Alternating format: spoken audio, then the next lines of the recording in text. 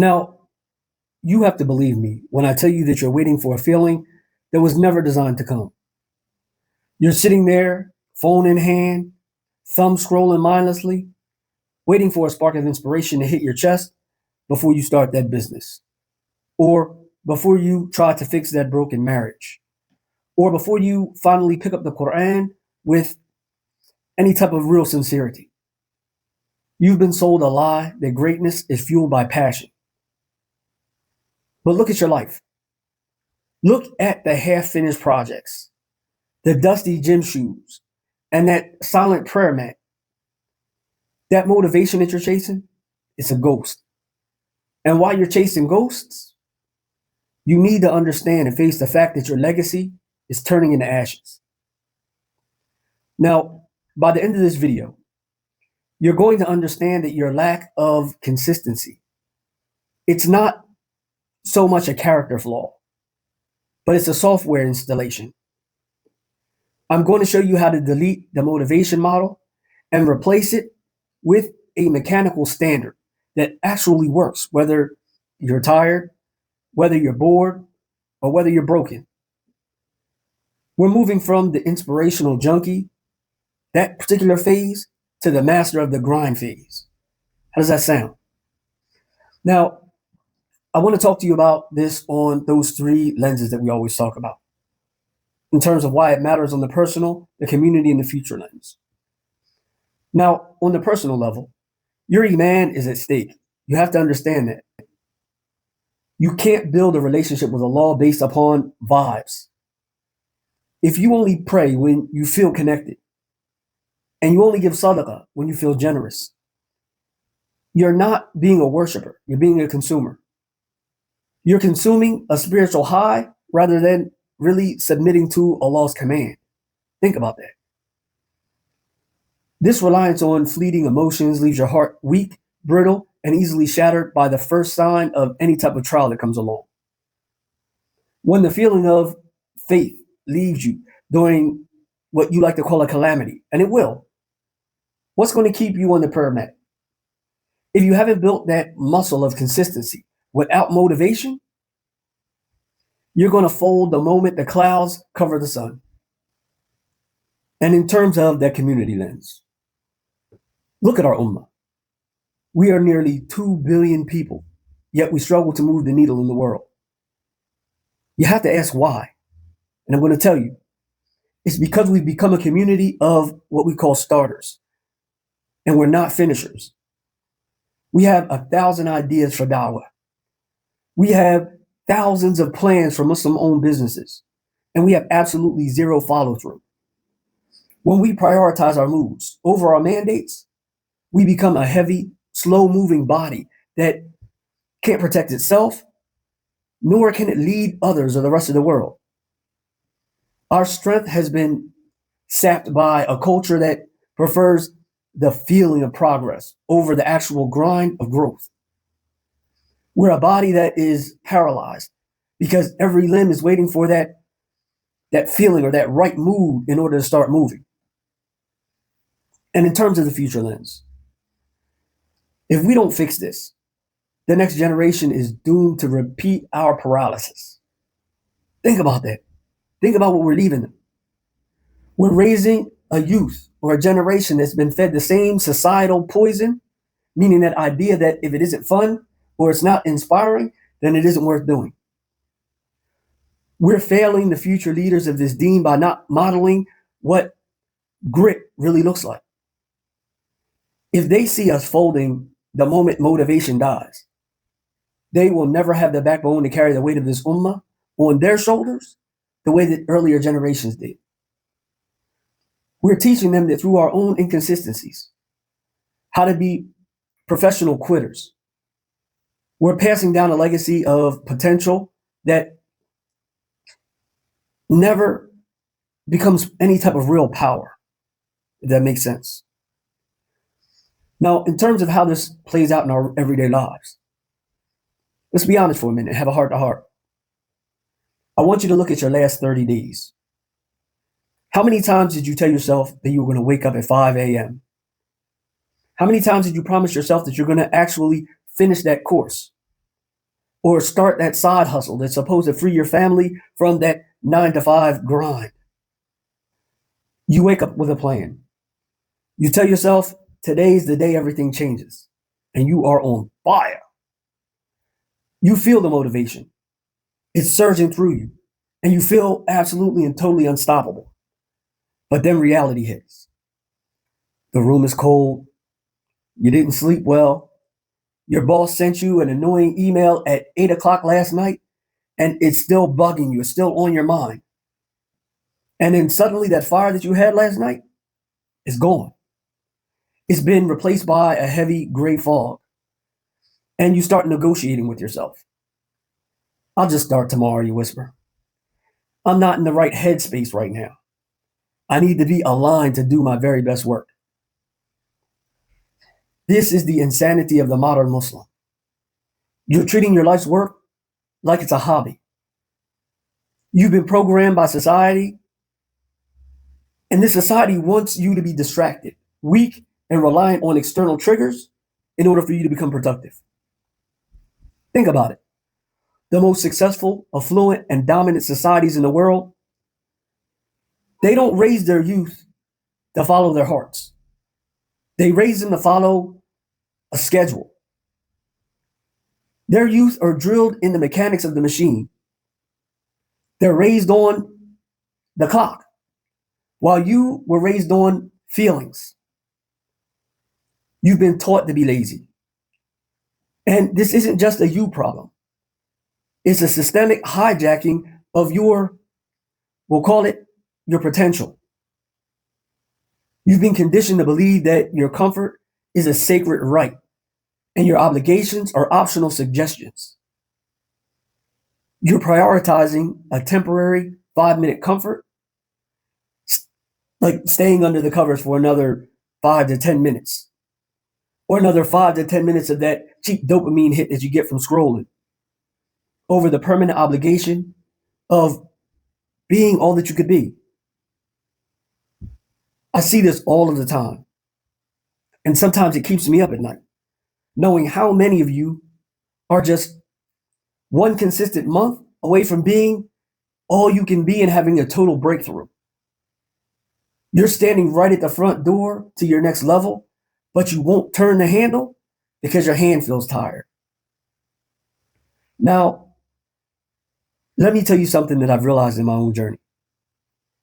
There were days I sat down to write or to coach or to lead, and I felt like absolute garbage. My head was pounding.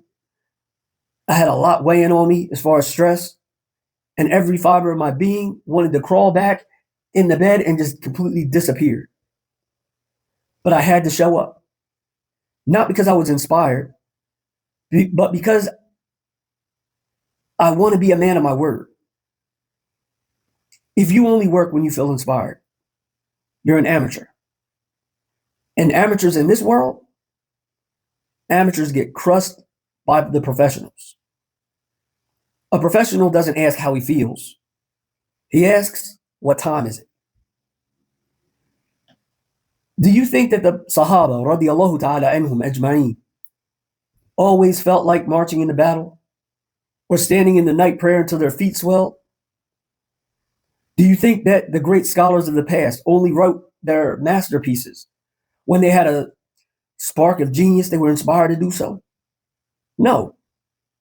They worked because they had a niyyah that was stronger than their biology.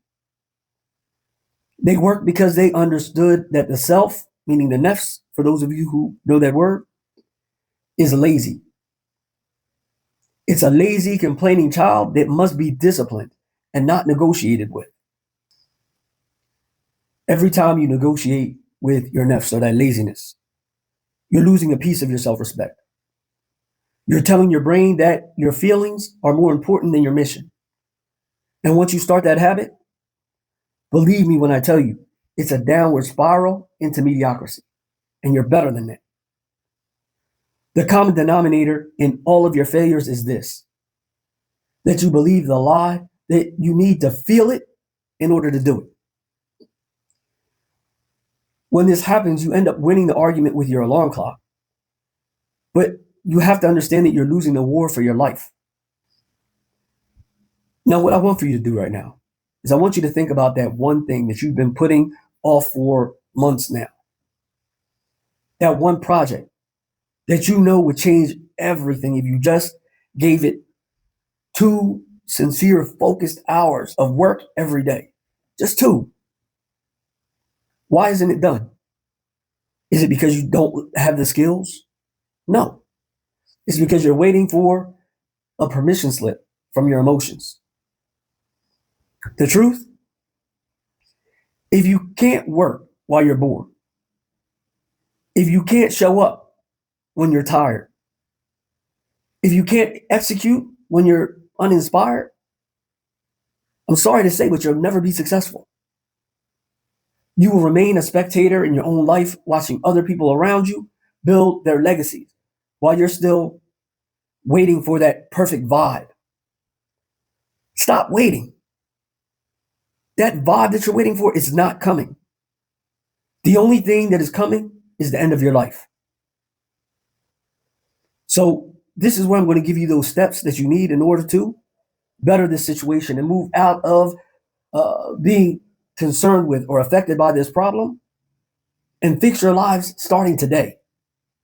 So if you don't have a pen and a paper available, if you don't have something to write with, pause the video for a second. Just for a second, get something together, come back and restart the video. Bi'idhnillahi ta'ala will be here. But for those of you who are regulars here on the channel, you already know that you should have came with it. So what do you say we get started? To move in a better direction, you have to stop viewing your life through the lens of inspiration and start viewing it through the lens of systems. I want you to understand that your feelings are like a storm and your systems are the anchor. And we're going to build that anchor right now using the mechanics of the machine itself. So here we go with step 1. We're going to label this as define your non-negotiable standards. In Islam, we have what we call the fara'id, and these are those obligatory acts. You don't wake up for Fajr because you feel spiritual. You wake up for Fajr because it's time to pray, and Allah commanded you to get up and pray. That is what I want you to understand as a standard. You must apply this same prophetic rigor to your worldly goals. Stop setting goals that you can negotiate with and start setting standards that you have to obey. A goal is something that you hope to hit one day. A standard is the floor that is below you that you don't fall beneath. And this is the way you have to shift the way that you think. Instead of saying, I want to work on my business today, you say from 8 a.m. to 10 a.m., my phone's going in the other room, I'm going to put my hands on the keyboard, get to work, and I'm going to lock the door. I'm not going to be distracted. Don't wait for that spark or that feeling. Just flip the switch. The machine doesn't ask if it wants to run. It just runs. And it does so because the operator gave the command. You have to understand that you're the operator. And step 2, you can entitle this one, use the 3 pillars framework for excellence. For those of you who deal with me in terms of the life coaching, you know that our framework has pillars to it. And that first pillar, al-islah al-dakhili, or the inner reform. This is about self-mastery and the principle of excellence, or ihsan. I need you to understand that excellence isn't about being perfect. It's about giving your best under the current conditions. Now think about that. Imagine a day when you're exhausted. The kids were up all night screaming, hooping and hollering, or work was a war zone. Your 100% today might only look like 60% of yesterday or compared to yesterday. Give that 100% anyway. Consistency is simply the refusal to give 0%. The Prophet ﷺ, he said that the most beloved deeds to Allah are those that are done consistently, even if they're small. He didn't say the most passionate deeds. He said that the ones that don't stop, the ones that are done with some type of consistency. And step 3, we'll call this the 5-minute entry fee. And many of you are already familiar with this. When that societal programming kicks in and your brain starts screaming for that off ramp, I want you to use this 5-minute rule. When that voice in the back of your mind says you're too tired to go to the gym, just skip the reading for the night. I want you to tell your Nafs, I'm not going to do the whole thing anyway. I'm just going to do 5 minutes. If I want to quit after that, then I will. Now, you need to understand that 90% of the time, the friction is just in the starting. Once you break the seal and the machine is in motion, the momentum carries you forward. You have to understand that action creates that feeling. And you've been waiting for the feeling to create the action. Just flip the script. And step 4, kill the inner negotiator. We've been taught to listen to our bodies, and it's caused us to be extremely lazy. I need you to understand that sometimes your body is just a liar. I hate to say it. When that voice in your head starts listing off reasons why you should quit, it's cold. You've worked hard enough. One day is not going to hurt. Recognize it as the voice of the shaitan of mediocrity. He knows that a consistent Muslim is a dangerous threat to the status quo. When the negotiation starts, don't argue back. If you argue with your laziness, you've already lost. Just move out. Silence that inner lawyer with physical action.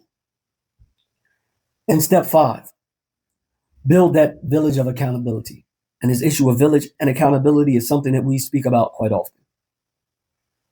You need to understand that you were never meant to carry the weight of discipline in a vacuum. If your social circle consists of people who vibe and they chill and they wait for inspiration, you need to know that eventually you're going to drift off into their lane. You need to be around people who see consistency as the baseline for manhood and womanhood.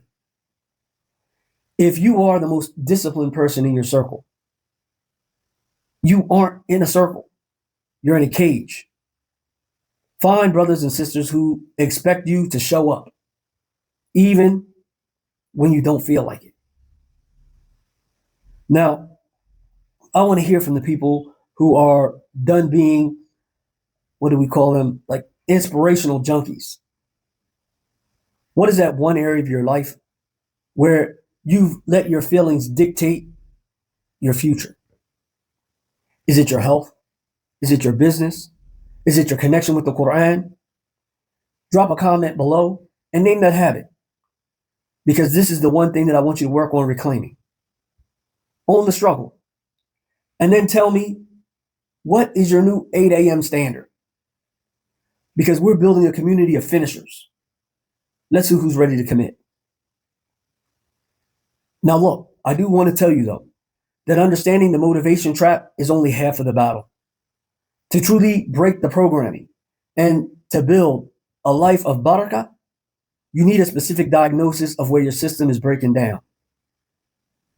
Stop guessing. Take the 30-second audit that is found in the description of this video. Once you finish, check your email, and the system will give you your specific diagnosis and the exact path that you need to take to stop the grind and start progressing.